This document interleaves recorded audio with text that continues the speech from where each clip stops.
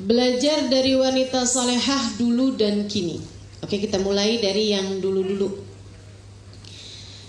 Wanita salehah sebagaimana kaum laki-laki yang saleh akan selalu ada dari sejak awal penciptaan manusia sampai kepada zaman akhir, sampai kepada jelang hari kiamat.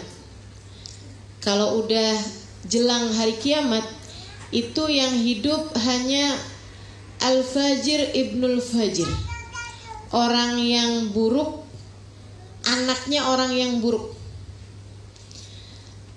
Kepada merekalah ditimpakan hari kiamat.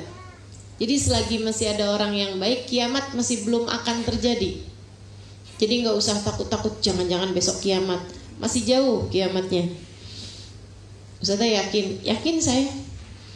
Masih masjid-masjid penuh, masih orang-orang berbuat kebaikan masih banyak, ya. Walaupun gak diliput media, gak dimasukin media sosial, ada banyak orang-orang yang terus berbuat kebaikan. Kiamat tidak akan terjadi sekali lagi kecuali kepada Asy-Syarir Ibnu Syarir, orang jelek anaknya orang jelek, orang buruk anaknya orang buruk. Kalau masih sekarang nih orang udah buruk semua, tapi bapaknya masih soleh, ibunya masih solehah, itu masih belum terjadi kiamat. Demikian katanya baginda kita Nabi besar Muhammad Sallallahu alaihi wasallam. Jadi yang bilang kiamat 30 tahun lagi, hoax itu ya. Enggak lah, tenang aja. Jadi yang belum kawin gak usah khawatir. Yang masih pengen punya anak boleh, gak apa-apa, silahkan. Yang masih mau kuliah segala, lanjutkan. Insya Allah mudah-mudahan kiamatnya masih agak jauhan. Kiamatnya jauhan, matinya yang belum tentu. Teman-teman saudara sekalian yang saya muliakan, kembali kepada orang solehah, sekali lagi akan selalu ada sepanjang zaman. Dari yang dulu-dulu, salah satu perempuan solehah yang saya kagumi kisahnya Allah ceritakan dalam Al-Quran, ibunda Nabi Musa. Kabarnya namanya Yukabid. Ini saya pakai kabarnya. Kenapa? Karena tidak disebutkan namanya dalam Al-Quran. Nah, kan? Yukabid nih teman-teman saudara sekalian, ibunda Nabi Musa alaihissalam, beriman kepada Allah Subhanahu wa taala, beribadah kepada Allah Subhanahu wa taala sesuai dengan ajaran-ajaran para nabi yang membawa kepada ajaran agama Islam pada masa tersebut. Akan tetapi pemimpin mereka adalah seorang yang sangat zalim. Tahu kan siapa namanya? Tahu siapa namanya? Oke. Mas Fir'aun ini punya istri sangat solehah juga, luar biasa ya. Namanya Mbak Asia. Jadi Fir'aun aja yang udah segitu jahatnya, istrinya solehah loh. Jadi jangan bilang suami saya nih orang kurang soleh, kok bisa punya istri sesolehah saya.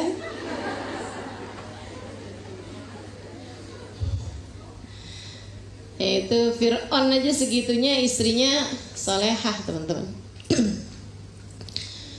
Yukabid tepat malam itu melahirkan. Di malam yang sama Fir'aun dapat mimpi bahwasanya kekuasaannya akan hancur, dirinya akan dihancurkan oleh Allah Subhanahu wa taala oleh seseorang yang lahir malam itu. Hikmahnya Allah teman-teman. Allah punya segala macam urusan, segala macam kisah ya yang tidak bisa kita reka-reka. Kita nggak bilang kenapa sih Allah nggak bikin hamba yang tercinta tuh mulus-mulus saja gitu jalannya. Nggak bisa gitu. Pas malam lahirnya Nabi Musa, pas pulang, Allah Subhanahu wa taala jadikan Fir'aunnya ngimpi begitu. Fir'aun ini Begitu mimpi seperti itu, besok paginya dia kumpulkan para jenderal, kumpulkan para pengawal. Kemudian dia bilang, dalam hari-hari ini cari tahu anak-anak laki-laki yang lahir pada masa-masa ini, yang umurnya belum setahun, yang umurnya belum sebulan atau belum setahun lah kurang lebih, bunuh mereka semua. Kenapa? Tentu saja karena dia khawatir kekuasaannya, kerajaannya akan dihancurkan oleh orang yang lahir pada hari tersebut. Sebenarnya itu kan menunjukkan bahwa Fir'aun itu kan bukan Tuhan. Betul gak? Kalau dia Tuhan, ini Allah lagi ngejekin nih, kamu ngaku-ngaku jadi Tuhan, dapat ngimpi begitu aja udah kalang kabut, panik dia kemudian. Teman-teman sekalian, waduh, akhirnya semua pengawal masuk, semua tentara nih masuk satu kampung, cari tahu siapa aja anak kecil yang ada di tempat tersebut, bunuhin satu demi satu depan orang tuanya, langsung penggal. Sehari, 2 hari, 3 hari, para pengawal tersebut berdatanganlah ke tempatnya Nabi Musa. Usianya baru 3 hari. Wah, kocar-kacir orang di kampung tersebut. Pulang ke rumahnya dan menyelamatkan anak-anaknya, tapi nggak bisa diselamatkan. Semuanya datang pengawal, tebas lehernya. Suara teriakan ibu, suara ketakutan anak-anak kecil, suara bayi yang menangis, kemudian berteriak, kemudian hilang suaranya karena lehernya sudah tertebas pedang pengawal. Ibunda Nabi Musa, usia anaknya 3 hari, teman-teman sekalian, kebingungan. Ini mau dibuang di mana? Disembunyikan di mana nih anaknya nih? Mau ditaruh di mana dulu nih? Tapi subhanallah, seperti yang tadi saya sampaikan, perempuan yang soleha, ia panik juga, ia khawatir juga, akan tetapi tahu, perempuan yang soleha selalu tahu kemana ia harus bersandar dalam segala keadaan. Perempuan yang solehah tahu kemana ia harus menyerahkan dirinya di saat keadaan-keadaan di luar kontrol terjadi. Tidak bisa semua hal berada dalam kendalimu. Ketika ada sesuatu hal terjadi di luar kendalimu, kemana kamu akan pergi pada saat itu? Perempuan solehah tahu kemana ia harus pergi. Sang ibunda segera berdiam diri, berzikir kepada Allah Subhanahu wa ta'ala, bertanya kepada Allah, ya Allah, apa yang harus hamba-Mu lakukan untuk menyelamatkan anak hamba ini, ya Allah? Musa kecilku, di mana harus aku simpan ia hingga ia selamat dari kejahatan Fir'aun penguasa zalim ini? Allah kemudian ngasih perintah padanya, wahai Yukabid, taruh anak kamu Yukabid di dalam tungku, dalam panci, dalam tungku. Tungkunya kamu letakkan di atasnya kompor. Kompornya nyalain. Orang gak akan mikir anak disembunyiin di situ. Ya kita juga kalau disuruh perintah kayak begitu bakalan, ya anak saya kagak mati dibunuh, mati jadi mati jadi daging bakar ya, mati juga kan ujungnya. Akan tetapi subhanallah, Yukabid begitu dapat perintah dari Allah Subhanahu wa ta'ala, nih perempuan kalau solehah, terhadap segala perintah Allah Subhanahu wa ta'ala, malahun illa ayyagulna sami'na wa ata'na. Tidak ada pilihan bagi mereka selain berkata sami'na wa ata'na. Saya dengar dan saya patuhi ya Allah, tanpa protes, tanpa protes. Tidak pernah disalahkannya aturan Allah. Kenapa sih Allah bolehin suami poligami? Emang Allah gak tahu apa betapa sakit hatinya seorang perempuan? Tenang Bu, saya gak akan nyuruh kamu dipoligami. Ini kajian gak ada mengait tentang poligami. Cuman maksud saya, jangan pernah jadikan syariat agama Allah Subhanahu wa Ta'ala, jangan mau kamu dipropaganda oleh orang-orang yang tidak bertanggung jawab sehingga kamu menganggap bahwa syariat agama Allah itu masalah. Syariat agama Allah itu adalah solusi untuk kehidupan, meskipun terkadang kamu tidak tahu itu pada mulanya. Gak ada ceritanya membawa masalah, gak ada. Duh, pakai jilbab nih kegerahan nih. Ini agama kok beratin banget sih buat perempuan. Gak ada. Jilbabmu solusi kehidupanmu, bukan pembawa masalah. Yang bawa masalah tuh selalu dosa. Kamu pacaran, kamu punya suami tapi deketin suaminya orang, itu bawa masalah. Betul? Betul. Teman-teman saudariku sekalian yang saya muliakan, yang bawa masalah itu selalu dosa. Dan selalu saja syariat agama Allah adalah solusi untuk kehidupan kita, apapun bentuknya teman-teman saudariku sekalian. Meskipun terkadang kayak yukabit, kelihatannya tuh kayak bukan solusi, tapi kayak masalah gitu. Anak disuruh taruh di atasnya api, tapi iman, keimanan kepada Allah membuatnya berkata sami'na wa ata'na. Dia bawa anaknya kemudian ditaruh di atasnya tungku, tungkunya lagi nyala gitu ya, ditutupin pula tungkunya itu, ditutupin pula pancinya itu tungkunya. Teman-teman sekalian saya muliakan, habis itu kemudian masuklah pengawal. Berapa orang lengkap dengan pedangnya semua. Kami dengar di sini ada anak, mana dia anaknya?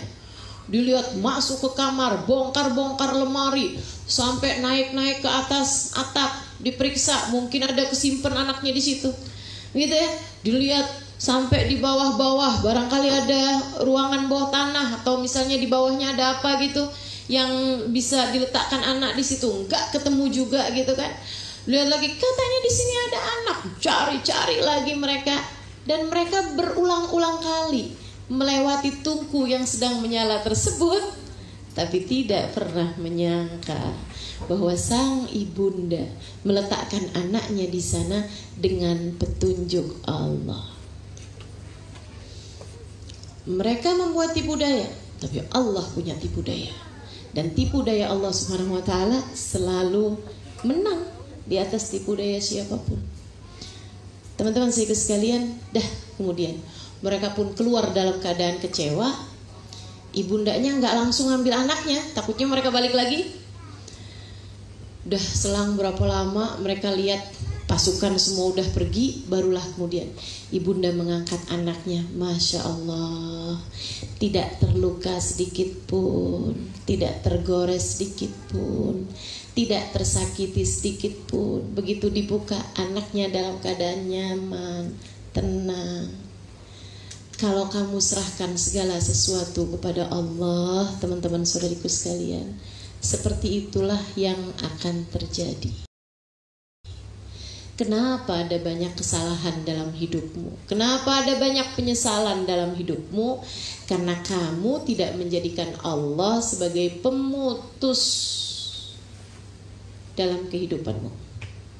Jadikan yang mutusin urusan tuh Allah aja, gak usah dirimu. Jangan percaya sama hawa nafsu, jangan percaya sama dirimu.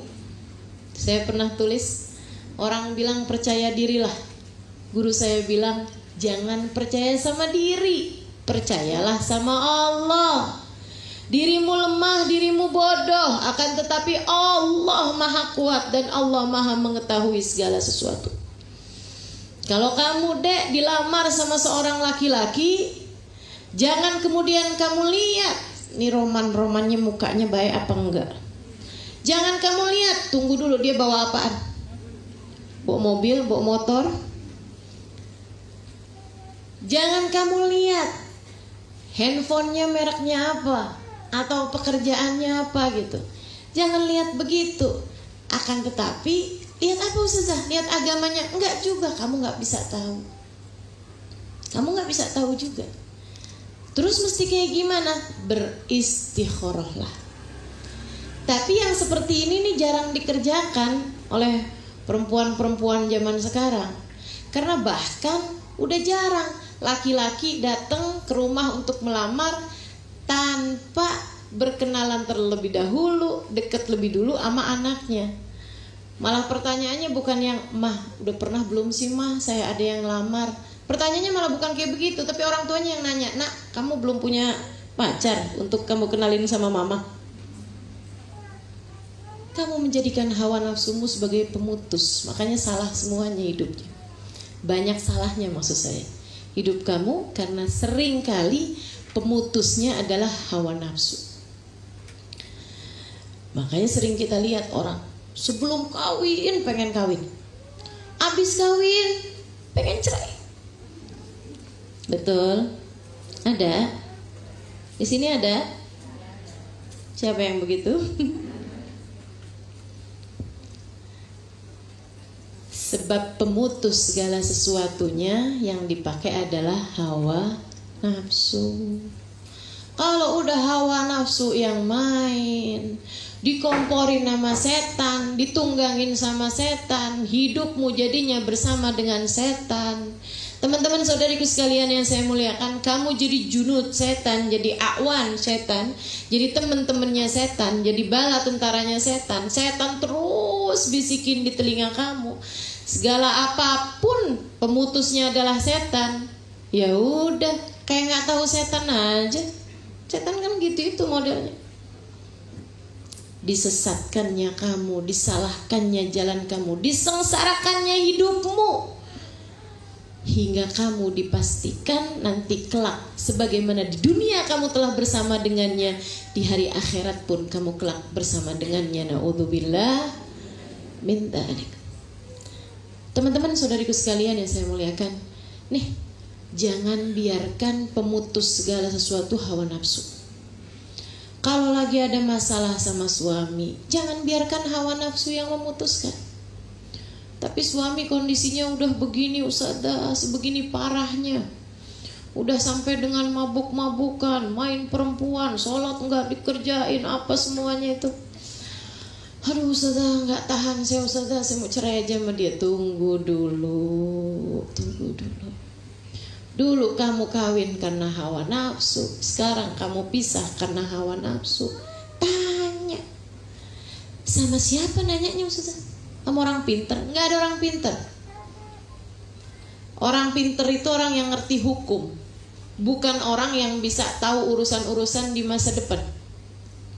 Teman-teman saudara sekalian saya muliakan, nanyanya sama siapa kalau gitu? Nanya sama yang pegang semua kendali, yang mengetahui segala urusan, namanya Allah Subhanahu wa taala. Beristikharahlah, sholatlah istikharah. Teman-teman saudara sekalian yang saya muliakan, saya sangat merekomendasikan, saya sangat menganjurkan, saya sangat meminta kepadamu, ini syarat mutlakmu kalau kepengen jadi seorang perempuan muslimah, salehah, afifah, azizah, mukminah, taqiyah, yang bertakwa, yang soleh, yang baik, yang sesuai dengan aturannya Allah, yang diridhoi Allah Subhanahu wa taala. Jangan jauh-jauh dari sholat istikharah, meminta petunjuk kepada Allah Subhanahu wa taala. Dan sholat istikharah ini dibagi dua, teman-teman. Ada sholat istikharah yang kasus by kasus, ada sholat istikharah yang harian. Para sahabat menceritakan, allamana Rasul sholatal istikharah kama allamana sholatil mafruḍah. Nabi Muhammad ngajarin kita sholat istikharah kayak Nabi Muhammad ngajarin kita sholat fardu. Pentingin banget sholat istikharah ini. Dua jenis istikharah. Mungkin yang paling sering kamu dengar nih yang pertama ini. Kalau ada kasus, sholatlah istikharah. Kalau ada masalah yang kamu mau putuskan, sholatlah istikharah. Jangan sampai dalam seumur hidupmu gak pernah sholat istikharah yang ini, makanya bikin keputusan akhirnya jadi salah-salah. Tanya sama Allah Subhanahu wa taala.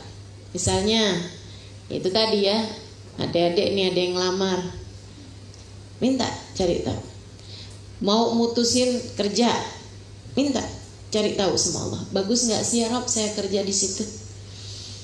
Bukan hanya lihat gajinya berapa, bukan hanya cari tahu dapat tunjangannya apa, bukan hanya cari tahu di situ cowoknya cakep-cakep apa enggak, bosnya baik apa enggak gitu saudara sekalian. Kamu nggak pernah tahu. Berapa banyak perkara yang kamu kira jelek ternyata baik bagimu, berapa banyak perkara yang kamu kira jelek ternyata baik bagimu. Kata Allah kan gitu, asa an takrahu syai'an wa huwa khairul lakum.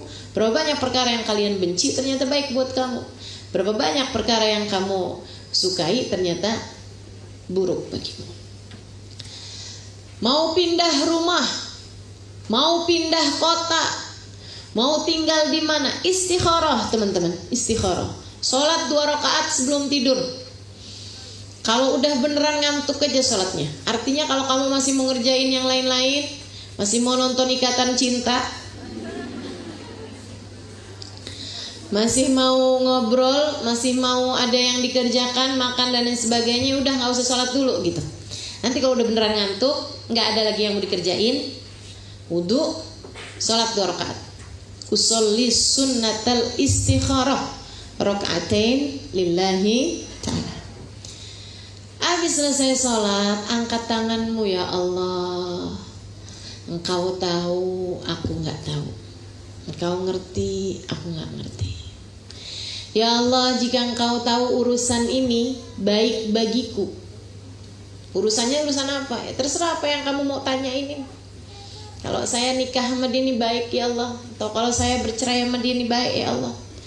Tunjukkan kepada saya ya Allah dalam mimpi saya. Bagi tahu kepada saya ya Allah, baik apa enggak baiknya. Tunjukkan, fayasirhuli, dan mudahkanlah bagiku untuk menjalani itu. Jadi kasih kemudahan gitu. Mantapkan hatiku untuk dapat melakukan. Ya Allah, jika ternyata perkara ini tidak baik bagiku, baik bagi duniaku ataupun akhiratku,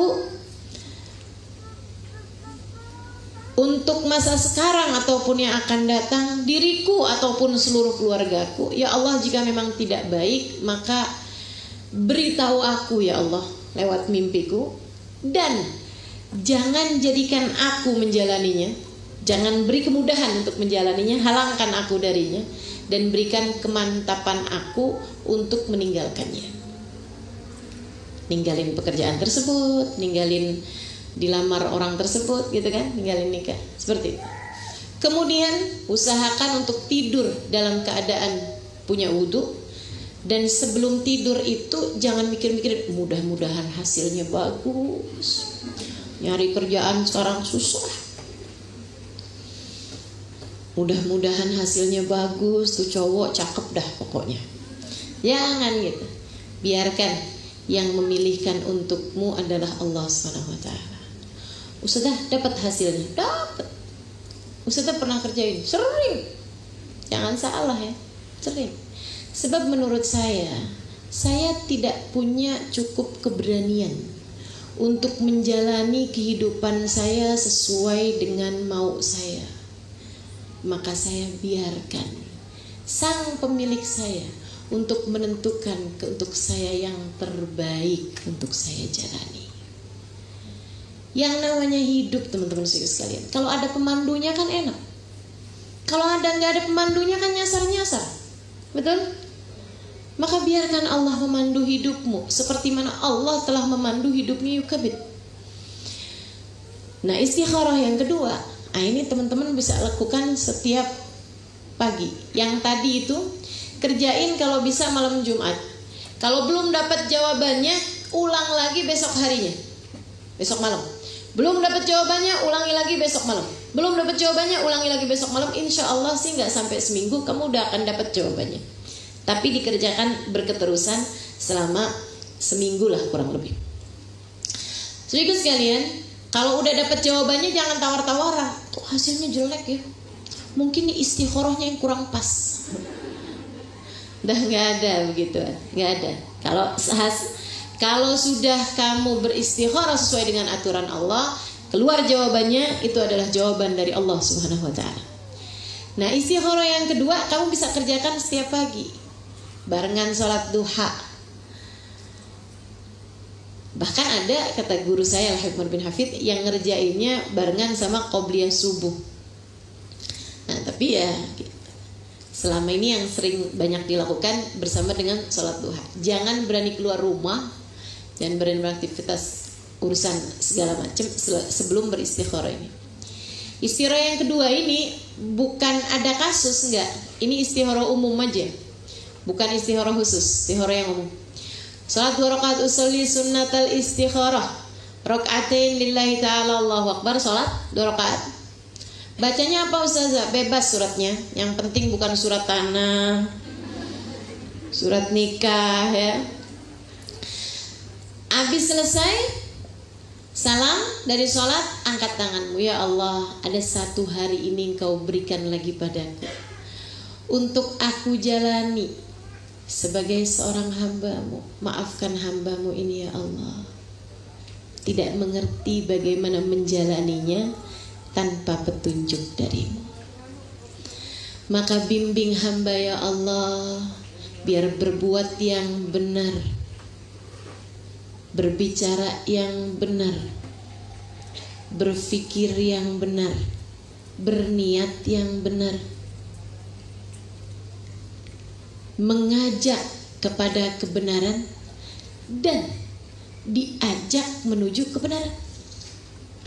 Ya Allah, jangan jadikan hamba melakukan yang buruk, yang jelek, yang dosa, atau berbicara yang buruk, atau berfikir yang buruk, atau berniat yang buruk. Ya Allah, jangan jadikan hamba-Mu ini mengajak kepada keburukan ataupun diajak kepada keburukan. Bimbing selalu ya Allah sepanjang hari ini, sehingga aku dapat menjadi hamba-Mu yang Engkau inginkan, sebagaimana Engkau telah menjaga hamba-hamba-Mu yang soleh-solehah sebelumku ya Allah. Jaga aku bersama dengan mereka. Gitu. Harus gitu Ustazah. Saya nulisnya tadi belum keburu. Gak apa-apa, gak harus begitu. Silahkan kamu berkreativitas. Sebab urusan doa ini namanya ibadah ghaira mahdhah. Ibadah ghaira mahdhah itu bukan ibadah ritual. Sehingga maksudnya bukan ibadah yang sudah diaturkan secara syariat, deh. Lain sama sholat. Kamu gak boleh berkreativitas dalam sholat. Ini kayaknya ruku ini gerakannya kurang simetris. Nggak usah ngarang-ngarang sendiri dah. Takbirnya nih kayaknya agak tinggian tuh biar sekalian tarik nafas. Nggak usah. Udah yang diaturin sama Allah caranya sholat, shollu kama ra'aitumuni usolli.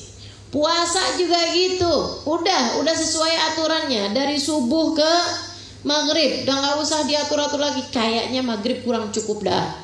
Sampai kira-kira jam 10 malam gitu. Nggak usah teman-teman saudariku sekalian. Itu udah aturan-aturan dalam ibadah udah diatur kayak begitu. Nggak usah main kreativitas. Tapi ada jenis ibadah yang Allah memerintahkan kita secara umum. Kata Allah, ud'uni astajib lakum, berdoalah kamu niscaya akan aku ijabah. Maka berdoa itu adalah ibadah ghair mahdhah, ibadah yang tidak diatur secara tekstual harus doanya seperti apa gitu. Ada beberapa doa-doa yang diajarkan sama Nabi, tapi selebihnya kamu boleh memilih doa seperti mana yang kamu inginkan. Gitu ya. Kembali kepada yukabit teman-teman saudara sekalian. Jadi poin pertama untuk kamu menjadi seorang perempuan solehah di masa sekarang, jangan jauh-jauh dari mohon petunjuk kepada Allah Subhanahu wa taala dalam kehidupanmu itu. Mintalah selalu, ya Allah, petunjukmu ya Allah. Petunjukmu ya Allah. Sebagaimana kamu juga mengatakan ini 17 kali dalam sehari semalam kurang lebih. Kamu bilang ihdinas siratal mustaqim. Ya Allah, tempuhkan kepada kami jalanmu yang lurus. Tunjukkan kepada kami ya Allah. Beri kepada kami petunjuk jalan lurusmu ya Allah. Nah, artinya begitu. Saudariku sekalian yang saya muliakan, kembali kepada yukabit. Selamat nih, alhamdulillah nih. Musa kecil selamat ya Allah, wirang, senang. Tapi kan mulutnya tetangga ini kan dari dulu ini ya, ternyata ya, ember gitu. Mulutnya orang-orang di sekitar, enggak semua orang punya hati yang seperti Yukabid, tentu saja. Enggak semua orang baik, gitu kan? Enggak semua orang berhati seperti Nabi Muhammad. Ada Abu Jahal, ada Abu Lahab, kan begitu kan?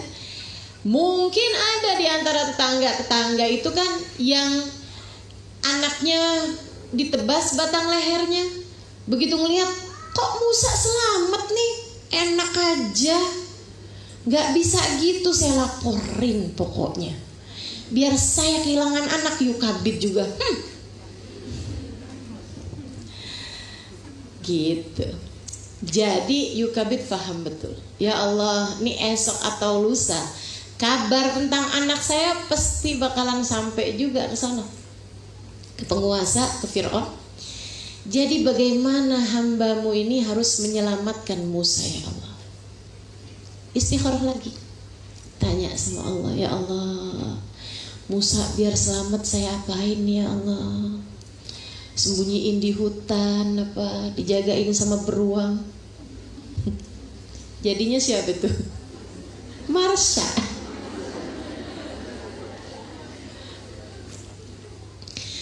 Teman-teman sekalian, mintalah petunjuk kepada Allah. Yukabid ini Allah kasih petunjuk. Alqihi fil yam, kata Allah bilang sama Yukabid, bawa dia ke sungai. Sungai, ya Allah. Terus diapain? Hanyutkan anakmu ke sungai. Ya Allah, yang duluan mau mati kebakar, yang sekarang mau mati tenggelam. Akan tapi Yukabid seperti mana yang tadi saya sampaikan, sami'na, saya dengar, saya laksanakan. Dimasukkanlah sang anak ke dalam kayak semacam kotak gitu ya, kemudian dialirkanlah ke sungai. Sungainya Nil, ya, sungai Nil. Dialirkan, sungai terdekat di situ. Kemudian nyuruh anak perempuannya, coba dong nak, mama nih khawatir nak, itu anak kira-kira ke daerah mana gitu, biar nanti kalau nanti di masa depan mama mau nyari dia tuh bisa gitu, ngeliatin peta gitu ya, kira-kira keberadaan anaknya di mana gitu. Jadilah diikutin sama si anak nih, larinya ini kemana? Subhanallah, larinya ke kerajaannya Fir'aun. Pulang sang anak, gimana nih ma? Kenapa?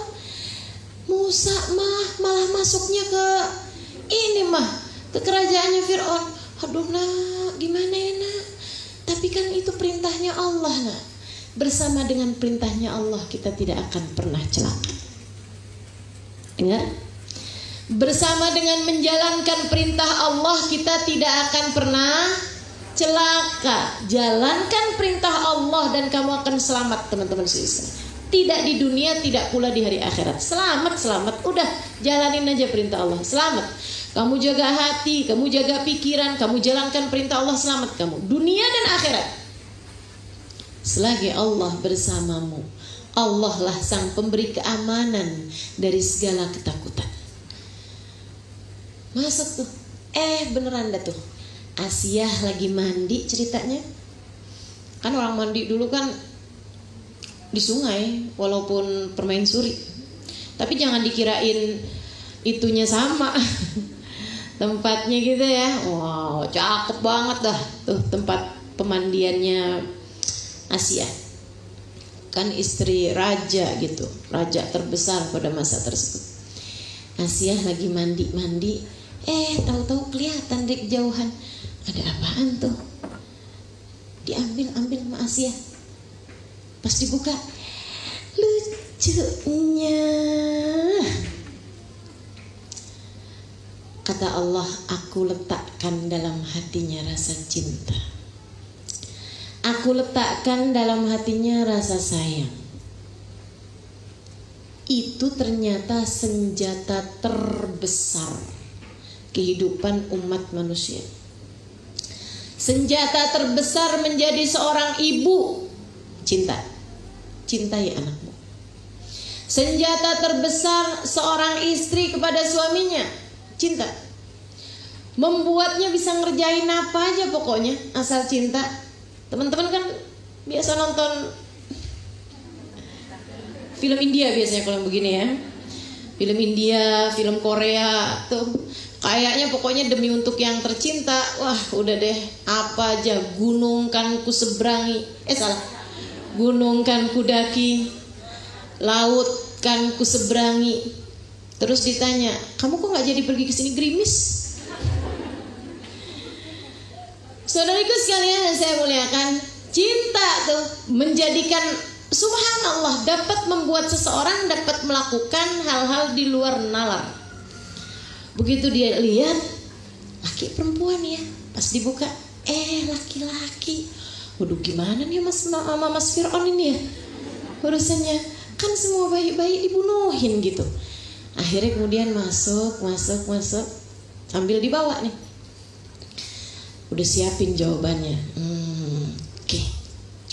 Nih, kamu jadi soleha, kamu juga harus pintar. Berpikirlah dulu sebelum berbicara. Jangan sebaliknya, udah ngomong panjang lebar, aduh nyesel gue tadi ngomong begitu ya.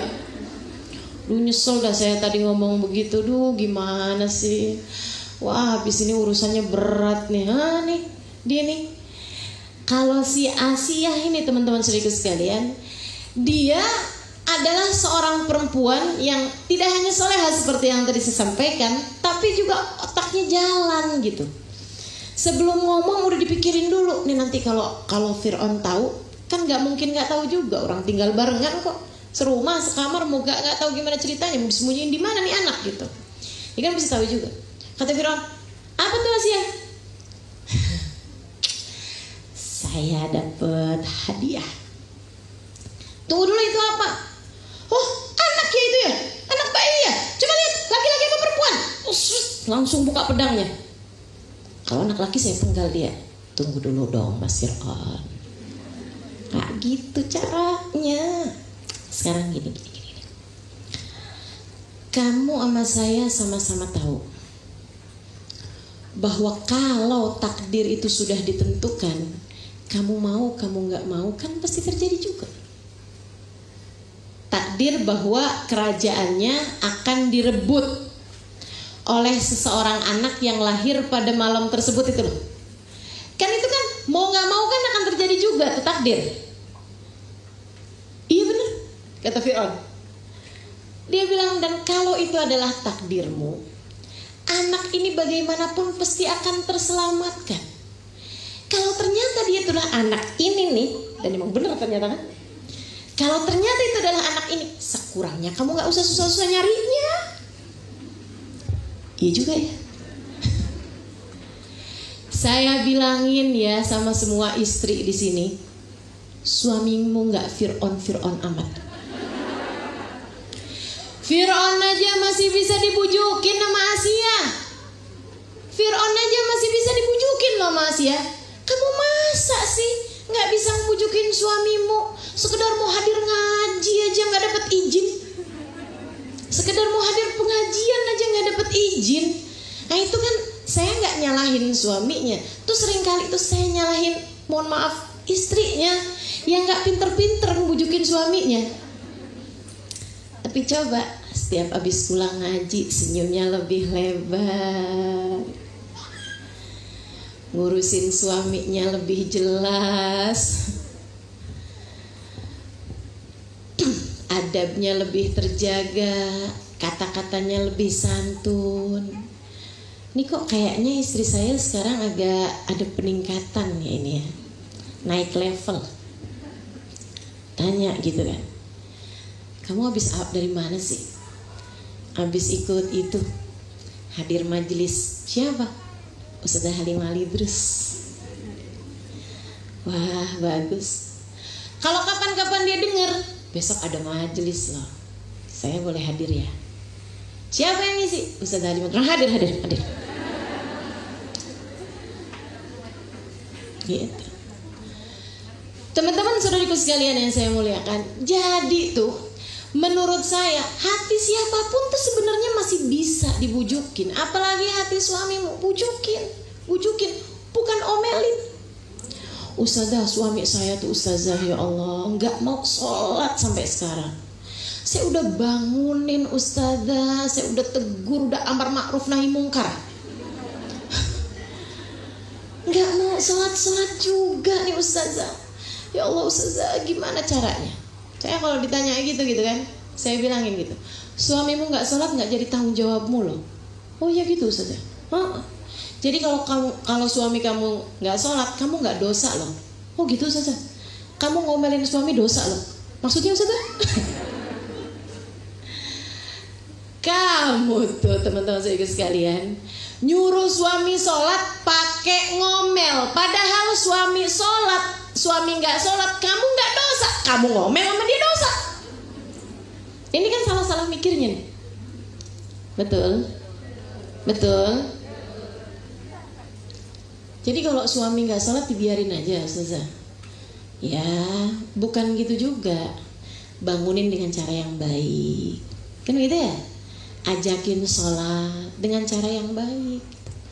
Cara yang baik itu cara yang bagaimana? Tunjukkan dengan perilakumu, tunjukkan dengan keseharianmu teman-teman, tunjukkan dengan keindahan perilakumu. Nanti tuh akan mengalir juga, dia akan bergerak juga ke arah yang sama. Kamu pernah lihat mixer? Pernah lihat orang bikin kue tuh pakai mixer? Pernah tahu? Saya pernah lihat teman saya bikin kue pakai mixer. Itu ya, bahan-bahannya dimasukin aja, mixernya tuh gede gitu kan, itu dimasukin taruh gitu aja, nggak digerak-gerakin. Saya tanya gitu, ini kok nggak digerak-gerakin sih mixernya? Nggak apa-apa Ustazah, biarin aja, nanti juga ikut gerak sendiri. Lama-lama ikut gerak sendiri. Oh gitu, saya liatin aja, saya nggak percaya. Pas saya liatin, iya beneran, nyampur lama-lama, kemudian lama-lama ikut bergerak juga. Dari sana saya belajar, kalau kamu ingin rumah tanggamu tergerak kepada satu arah, maka yang harus kamu lakukan adalah berketerusan melakukan hal tersebut. Nanti semuanya akan bergerak menuju ke arah yang sama. Ya udah, kamu pengen suami kamu rajin, kamu udah sholat rajinnya berapa lama? Setahun setengah. Ya udah, nggak apa-apa, terusin baru setahun setengah, gitu ya. Terusin aja, nanti lama-lama suami kamu akan ikut bergerak bersama dengan gerakan, sambil terus minta sama Allah Subhanahu wa Ta'ala. Gitu.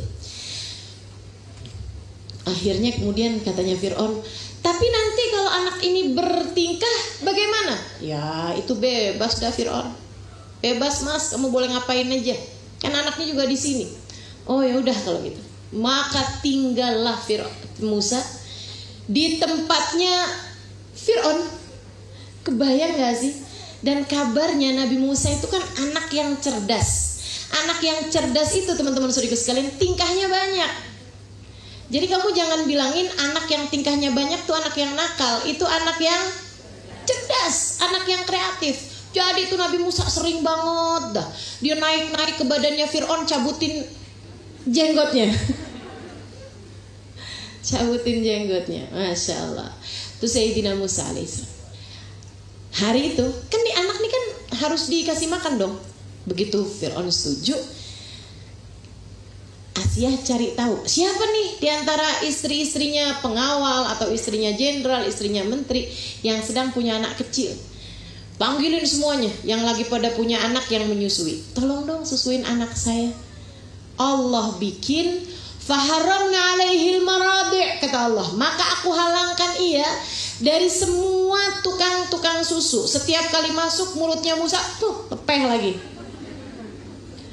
masukin itu lepeh lagi. Waduh, ini bahaya nih. Oh ini kali nih ibunya nih agak badannya agak ini nih, kayaknya lezat ini nih susunya nih. Ya nih, saya bilang dulu, gue lepeh lagi. Ya Allah, mulai galau. Gimana ya Mas, saya boleh ngasih pengumuman ya ke istana? Oh ya silakan. Maka diumumkanlah, Ibunda Ratu Agung mencari para ibu-ibu tukang susu. Tukang susunya bukan tukang jualan susu, tapi yang punya susu, yang sedang menyusui. Silakan ke sini. Nanti kalau ada yang pas, ada yang sesuai, ditinggalkan di istana, disiapkan segala sesuatunya untuk dia tinggal di tempat tersebut selama masa penyusuan. Jadi itu lengkap semua tuh, dikasih makan, dikasih pakaian, dikasih semuanya. Pokoknya kerja jadi tukang susu. Subhanallah gak sih? Teman-teman saudara sekalian, sementara sang ibu nih dari mulai dikasih tahu, mah itu mah larinya ke istana mah. Mamanya ya Allah sedih bener. Ya Allah jaga Musa, ya Allah jaga Musa, ya Allah. Aku mencintainya dengan linangan air mata. Allah kemudian mengatakan, faradadna kaitaqarra ainuha wala tahzan. Kata Allah, maka kami pun mengembalikan Musa. Sampai sama Allah dibikin tuh skenarionya sebegitunya. Kami halangkan semua para ibu-ibu yang dapat menyusui. Untuk menyusui Musa semuanya ditolak. Kemudian kami kembalikan ia kepadamu, wahai ibu, agar kamu tidak lagi bersedih dan hatimu menjadi tenang. Kaitaqarra ainuha, agar hatinya menjadi tenang, wala tahzan, dan tidak lagi bersedih hati. Wahai para muslimah, wahai para mukminah, wahai saudari-saudariku sekalian yang ada di tempat ini ataupun yang mendengarkan kajian saya, jika kamu adalah seorang hamba yang taat kepada perintah Allah Subhanahu wa taala, meminta petunjuk dari Allah Subhanahu wa taala dan selalu berkata sami'na wa ata'na, sami'na wa ata'na, aku dengar dan aku patuhi, aku dengar aku patuhi, tidak mengikuti hawa nafsu dalam berbagai macam urusan-urusanmu, Allah akan menganggap air matamu mahal, sehingga ketika kamu sedih, Allah akan berkata jangan sedih lagi. Apapun yang kamu lakukan, apapun yang kamu inginkan, aku akan berikan kepadamu dengan caraku yang paling indah. Sedih kenapa kamu dalam hidupmu, teman-teman? Merasa ditinggalkan oleh seseorang. Sedih apa? Merasa dibenci oleh seseorang. Sedih kenapa? Merasa tidak cukup materi dalam hidupmu. Sedih apa? Allah akan angkat kesedihanmu jika selama ini kamu tidak pernah meninggalkan Allah. Jika dalam hidupmu kamu tidak peduli kepada Allah, kemudian begitu datang hajat, kamu pengen, kamu nangis, kata Allah, giliran diperintah susah bener, giliran dia mau, ya ampun, mintanya kayak begitu, biarin aja dah. Gitu teman-teman. Tapi Allah begitu ngelihat air mata Yukabid menetes, faradadna, kata Allah, saya balikin tuh anak. Jadilah ibundanya, mama ada pengumuman nih mah, yuk mah kita pergi ke istana mah. Oh, mamahnya buru-buru, pakai bajunya rapi, dia pun ngantri di sana. Hadiahnya banyak buat yang berhasil, susunya diterima sama nih anak. Begitu ini kan ngantri nih perempuan-perempuan semuanya nih, tolak semua, dilepeh semua sama Nabi Musa. Begitu Yukabid menggendongnya, ya Allah, ia pun tak mampu menahan air matanya. Akan tetapi bukan air mata kesedihan sekarang. Yang sekarang keluar dari kedua matanya, yang sekarang menetes dari kedua matanya adalah air mata kesyukuran kepada Allah Subhanahu wa taala. Ya Allah, terima kasih. Ya Allah, terima kasih. Ya Allah, terima kasih. Engkaulah sang maha, ya Allah, di luar kemampuan hamba untuk berpikir jalan keluar. Ya Allah, ya Allah, terima kasih, ya Allah. Nah, Yukabid cuman minta dibalikin Musa, akan tetapi Allah kasih semuanya, termasuk tempat tinggalnya, termasuk makanan bergizi setiap hari disiapkan dari dapur istana. Dikasih lebih daripada yang dia minta, lebih daripada yang diharap, dan kamu menjadi salah satunya. Jika kamu juga menjalankan kehidupan seperti Yukabid menjalankan kehidupannya. Tuh cerita tentang Yukabid, teman-teman sekalian. Membuatmu belajar dari sini untuk menggantungkan hidup hanya kepada Allah. Niat apa enggak nih? Insya Allah. Ya Allah, saya niat seumur hidup saya yang tersisa enggak mau lagi kebawa sama hawa nafsu, enggak mau lagi memutuskan segala sesuatu tanpa menjadikanmu sebagai pemutus baginya. Ya Allah, aku akan serahkan segala urusanku kepadamu. Wa ufawwidu amri ilallah, aku serahkan segala urusanku kepada Allah. Innallaha basirum bil ibad, sebab Allah lah yang maha mengetahui segala urusan hamba-hambanya. Nah, tuh. Kita belajar dari Yukabid untuk ini, teman-teman. Insya Allah mudah-mudahan bisa pelajaran besar ini kita praktekkan dalam kehidupan kita. Amin ya rabbal alamin. Jangan putuskan segala sesuatu seperti maumu, akan tetapi biarkan Allah memutuskannya untukmu. Bertanyalah, mohon bimbinganlah, kemudian patuhilah segala apapun yang jadi perintah dan syariat agama Allah Subhanahu wa taala. Enggak pakai tawar-tawaran. Salat duhur, asar, maghrib, isya, subuh, enggak pakai tawar-tawaran. Tapi saya lagi sibuk, enggak pakai tawar-tawaran. Tapi saya lagi acara nikahan nih, udah ada double 3 nih maskaranya sama bulu matanya, udah pasang-pasang segala macem. Ini kan make upnya mahal nih. Kalau saya wudhu, ya jaga wudhu kalau gitu. Nggak bisa, gampangan keluar angin. Gimana dong saya? Jangan kalahkan syariat agama Allah untuk apapun, teman-teman. Untuk apapun. Udah nggak apa-apa, nggak usah pakai bulu mata. Jelek dong ustazah, tapi aslinya kan begitu.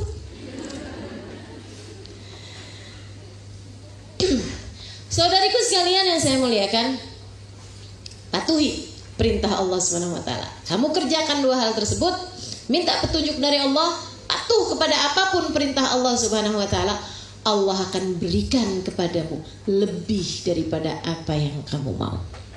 Itu pelajaran dari kisah perempuan zaman dulu. Ya, belajar dari perempuan solehah pada zaman dulu, dan sekarang kita akan belajar dari perempuan solehah pada zaman sekarang. Pada zaman sekarang, ini saya juga punya banyak pilihan nih. Siapa nih yang saya mau ceritakan ini ya? Hubabah Maryam. Hubabah Maryam, teman-teman saudara sekalian. Guru saya jumpa sama beliau ketika beliau datang ke Indonesia. Jadi beliau sebenarnya kakaknya Hubabah Nur, guru saya. Saya belajar di Tarim, Hadramaut, Yaman selama kurang lebih 4,5 tahun di bawah asuhan Hubabah Nur bintil Habib Muhammad bin Abdullah Al-Haddar. Nah, Hubabah Nur ini punya kakak lain ibu, Hubabah Maryam, yang adalah istri dari seorang ulama terkemuka di Madinah. Ya, alhamdulillah masih hidup sampai dengan sekarang. Namanya Habib Zain bin Smith. Mudah-mudahan Allah panjangkan usia beliau dalam sehat afiat, insyaallah. Amin. Ini Hubabah Maryam ini, teman-teman saudara sekalian, itu seorang perempuan yang kalau tadi kamu belajar dari Yukabid tentang bagaimana hablum minallah yang terjalin begitu akrab, yang terjalin begitu erat, yang terjalin begitu indahnya, saya ingin memperkenalkan Hubabah Maryam adalah seseorang yang memiliki hablum minallah, hablum minannas yang begitu indah. Beliau itu kayak gak pernah mikirin diri sendiri, yang dipikirin orang aja.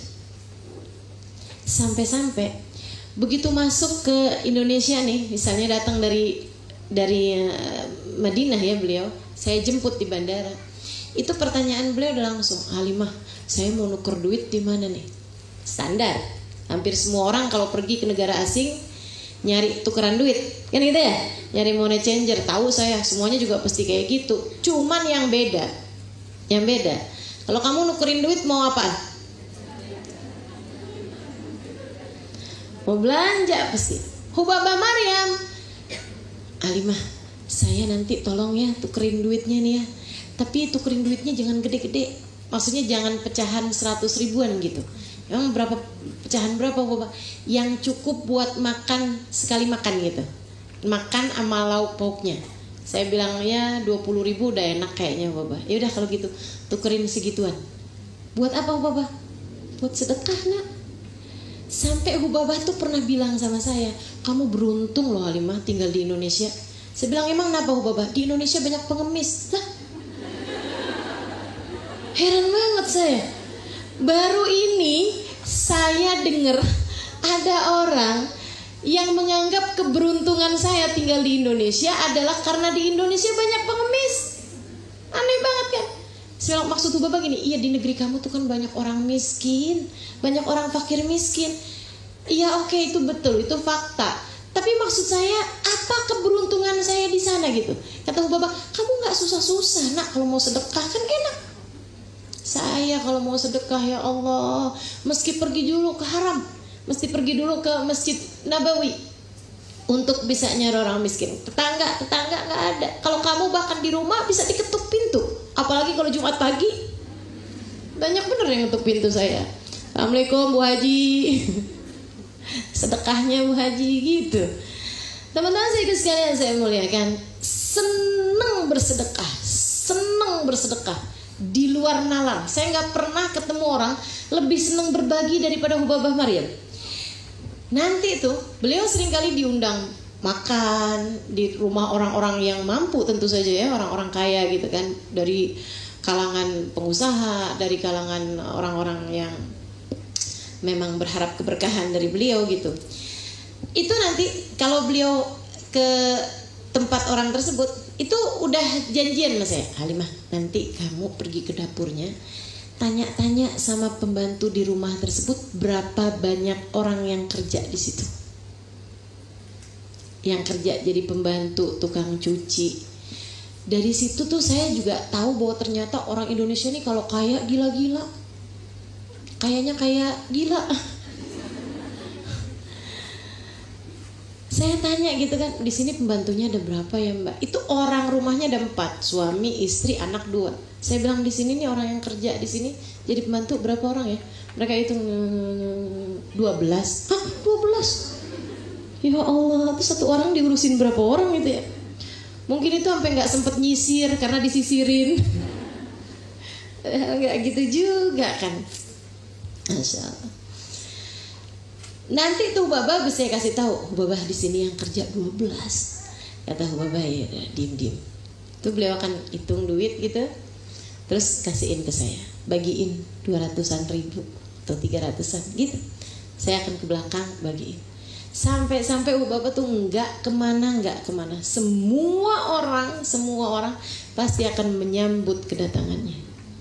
Bahkan ke anak-anak kecil. Tiap ketemu anak kecil, nggak hanya hari Lebaran. Asal ketemu anak kecil umur 4 tahun, 5 tahun, 6 tahun tuh kumpulin semuanya, sini bagiin gitu.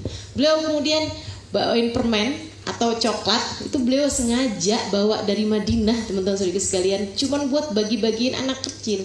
Katanya Hubabah Maryam, Halimah, Nabi Muhammad tuh senengnya membahagiakan anak-anak kecil. Yuk kita ikutin, kita senengin. Itu kalau kamu bahagiain anak, coba kamu perhatiin, hatimu sendiri tuh akan bahagia. Dan memang subhanallah, beliau akan bagiin anak-anak kecil uang 20 ribuan, ngasih permen, ngasih coklat gitu, sehingga dicintai sama semua orang. Nggak pernah ketemu orang nggak cinta sama Hubabah Maryam. Mau yang udah kenal ataupun yang belum kenal, semuanya akan dibuat terkesima, terpesona, tercengang dengan akhlak mulianya beliau, teman-teman sedikit sekalian. Beliau akan tertawa, beliau akan hibur hati orang, beliau akan sampai kalau kita bertamu di rumah beliau, itu beliau suapin satu-satu tamunya. Bukan hanya kepada yang kenal, siapapun aja bertamu di rumah beliau pasti bakal disuapin sama beliau. Sayang aja beliau udah meninggal. Kalau enggak sih mau ajakin ya teman-teman ke Madinah. disuapin. Masya Allah, Masya Allah. Itu hatinya terbuat dari apa sih, nggak tahu. Kayaknya jatah rahmatnya Allah waktu diturunin ke hatinya luar biasa banyaknya gitu. Sampai dengan rasa hati penuh kasih sayang itu, beliau menebarkan kasih sayang Allah di atas muka buminya tanpa terkecuali. Tanpa terkecuali. Semua mendapatkan jatah kasih sayang dari Hubabah Maryam tanpa terkecuali. Satu hari beliau ngajakin saya belanja. Ya Halimah, saya nih mau ada anak saya yang saya kawinin. Mau ngawinin anak. Jadi Hubabah mau beli apa? Saya bilang, saya mau beli kain. Buat nanti dibikin baju-baju gitu, gaun-gaun gitu. Untuk acara hari-hari sudah pernikahan kan perlu banyak gaun gitu ya, orang di negeri sana. Akhirnya saya bilang, ayo deh, berangkatlah. Saya sama beliau, sama ada kawan saya lagi satu yang nunjukin tempat-tempat di Jakarta lah gitu ya. Di tengah jalan, Hubabah kemudian buka tasnya terus, aduh gimana nih, Halimah kamu bawa uang? Enggak juga Hubabah, saya baru pulang dari Tarim waktu itu, nggak punya banyak uang juga gitu ya. Jadi saya bilang, emang kenapa Hubabah? Kata Hubabah, saya ketinggalan dompet, saya nggak bawa duit. Lagi mana sih ceritanya nih? Orang mau belanja malah kagak bawa duit. Nggak lama kemudian, terus teman saya bilang gitu. Dia bilang, saya ada Hubabah, nanti bisa pakai uang saya dulu, nanti Hubabah bisa transfer ke saya. Oh iya, nanti Hubabah bisa kasih uangnya sama saya. Oh udah, alhamdulillah kalau gitu, udah nggak usah balik, kata Hubabah gitu. Jalan nih, nggak lama teman-teman sekalian, ada pengemis di jalanan tuh, di lampu merah. Ada lampu merah tuh kan, ada pengemis di jalanan gitu ya, ngetuk-ngetuk pintu. Hubabah langsung dibuka pintunya, beliau kemudian sedekah. Saya bilang, Hubabah, katanya nggak bawa duit, kan bilangnya tadi nggak bawa duit. Terus beliau dengan santainya bilang, kalau duit yang sedekah nggak pernah ketinggalan. Saya sampai bengong setengah mati, ada gitu orang niatnya belanja, duit belanja ketinggalan, tapi duit sedekah nggak ketinggalan. Bagaimana denganmu?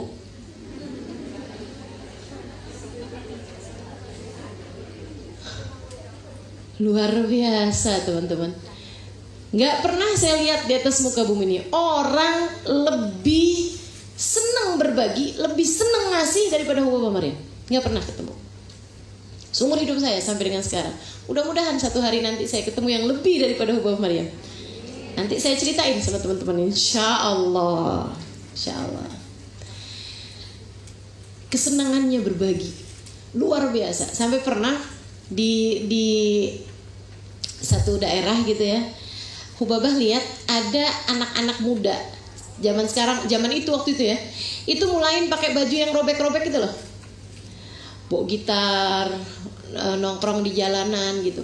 Wah, sebelah, Halimah sedekahin, kesian bajunya robek-robek. Saya bilangin sama Hubabah, itu Hubabah bajunya robek bukan karena miskin. Terus kenapa tuh? Ya emang modelnya gitu. Astagfirullah. Beliau nggak ngerti kok bisa gitu. Ada orang kaya bisa pakai baju yang nggak robek, malah pilih baju yang robek. Nah itu ya, otak tuh emang suka rada-rada nyeleneh mikirnya. Ini Hubabah Maryam, teman-teman sekalian. Kesenangannya berbagi luar biasa. Seneng ngasih, seneng memberi, dan senang menyenangkan hati orang, tidak suka melukai hati siapapun, bahkan anak kecil sekalipun. Beliau itu ke Indonesia nih, kan jarang-jarang, kadang 2 tahun sekali waktu masa hidupnya beliau ya. Jarang-jarang gitu beliau ke Indonesia, 2 tahun sekali, 3 tahun sekali, dan ketemu kan sama banyak orang. Tapi tiap ketemu sama orang, itu beliau hafal namanya. Sampai saya tuh heran gitu. Satu hari saya bilang, Hubabah, kok bisa sih Hubabah hafal nama-namanya orang itu begitu banyak gitu. Banyak banget nama orang di Indonesia yang Hubabah hafal gitu. Ya kalau kayak gini, majelis gini, beliau gak hafal. Maksudnya orang-orang yang deket gitu, orang-orang yang kalau kita ketemunya 3 tahun sekali kan belum tentu, betul gak? Dan ketemunya sekali doang gitu kan, 2 kali gitu. Jadi kan suka lupa kan. Ini beliau gak ada lupa-lupanya. Beliau kemudian bilang, Halimah, orang tuh kalau disebut namanya, diingat namanya senang. Jadi saya berusaha untuk mengingat nama setiap orang buat menyenangkan orang. Kepikir, saya bilang gimana caranya? Setiap kali orang sebut namanya kamu ulangi, terus saja kamu ulangi. Misalnya gitu, kamu siapa? Saya Fatimah, gitu kan? Ah, Fatimah apa kabar? Fatimah kemarin gimana urusannya? Udah beres? Fatimah udah nikah? Fatimah terus gitu, Fatimah. Nanti kamu akan ingat, kata bapak gitu. Oh, saya praktekin, nggak ingat juga. Masya Allah, kesenangan untuk menyenangkan orang lain, bahkan kepada anak kecil.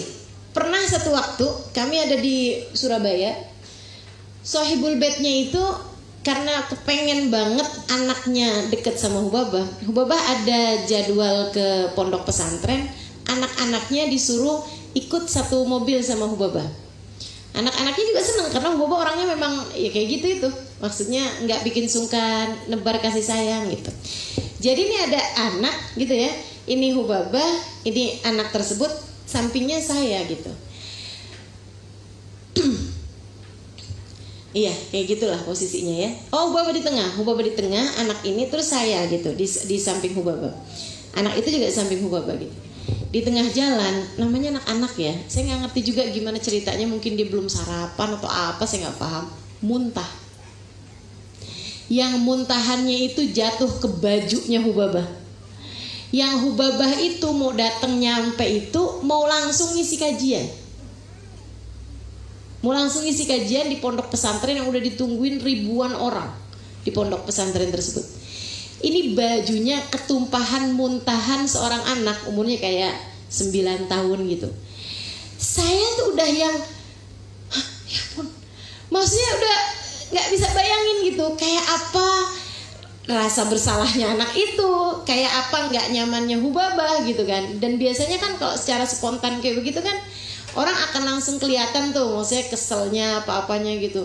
Ya ampun nak, kamu kok, nah, misalnya gitu ya. Hubabah spontannya beliau ketawa. Jadi begitu gitu muntah di bajunya Hubabah tuh ya. Saya sampai heran gitu. Kan memang ada ya orang-orang kalau kesel ketawa. Kalau marah ketawa ada loh. Ada, kalau takut ketawa juga ada. Saya pernah ketemu itu orang kayak gitu. Jadi pas dikasih tahu sama dokternya gitu, kamu kena sakit ini. Takut. Ya takutnya malah ngakak. Dia bilang, ya Allah Ustazah, saya sampai bingung. Karena saya tuh Ustazah kalau takut saya ngakak Ustazah, ya Allah. Gimana tuh? Lagi ada-ada aja. Jadi Hubabah ini begitu kejadian kayak gitu, beliau malah ketawa gitu.